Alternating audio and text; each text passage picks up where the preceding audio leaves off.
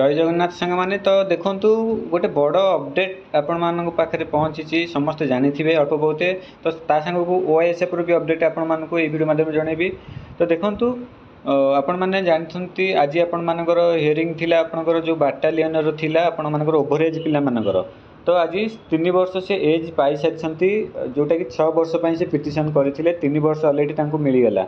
तो यहाँ plus point OSF आसूँ मुझे आपण मानक पूर्व गोटे इनफर्मेशन देती तो कौन रही है इनफर्मेशन मुझे भिडियो माध्यम कहि जो मैंने चैनल प्रथम अच्छा निहाती भाव चैनल को सब्सक्राइब कर रखते देखो सबकि लाटेस्ट अपडेट आउ जेन्युइन अपडेट आउ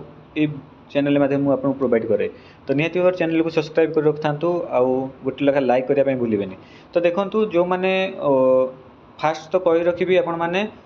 जो ओएसएफ प्रिपेरेसन एबेठू ही जोरजार करूँ कहीं कंपटीशन एत हम आपण हैरान हे कहीं कौच ना देखूँ आपण मानकर ओएसएफ पूरा पक्का ही रुहतु नोटिफिकेशन 3 वर्ष एज रिलैक्सेशन देकी ही रखिबो। ओके तो आउ किसी डिस्कशन पूर्व देखो जो मैंने आमर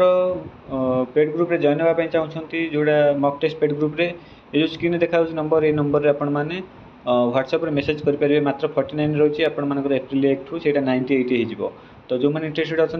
ये नंबर रे व्हाट्सएप रे मेसेज करेंगे। तो देखो आपण मानकर 3 वर्ष एज रिलैक्सेशन ओएसएफ 100% आपण मानकर नोटिफिकेशन देख छाड़ो आउ देखो यार क्लीयर हो गला तो बर्तमान बहुत शीघ्र आपण मानकर ओएसएफ आसीजिवो जमीक मुझे आपण मानकर